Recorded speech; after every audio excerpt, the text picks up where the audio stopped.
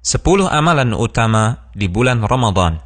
Pertama, melakukan ibadah puasa. Rasulullah SAW bersabda yang artinya, barang siapa yang berpuasa Ramadan dengan penuh keimanan dan mengharapkan pahala, maka akan diampuni dosanya yang telah lalu.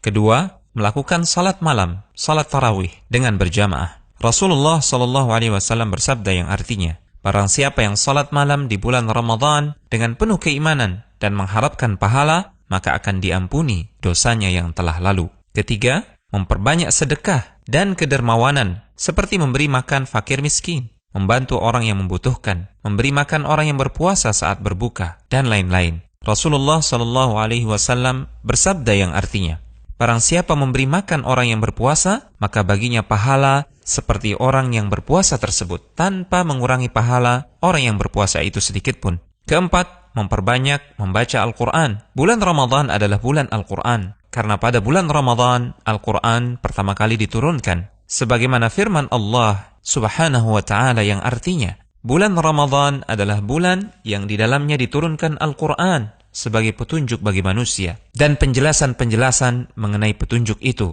serta pembeda antara yang hak dan yang batil. Kelima, melaksanakan ibadah umrah. Rasulullah SAW bersabda yang artinya, umrah pada bulan Ramadan sama pahalanya seperti melakukan haji. Keenam, melakukan i'tikaf di masjid. Dari Aisyah radhiyallahu taala anha, beliau mengisahkan, sesungguhnya Rasulullah SAW melakukan i'tikaf di 10 hari terakhir Ramadan hingga Allah Subhanahu wa taala mewafatkan beliau. Kemudian para istri beliau sepeninggal beliau juga melakukan i'tikaf.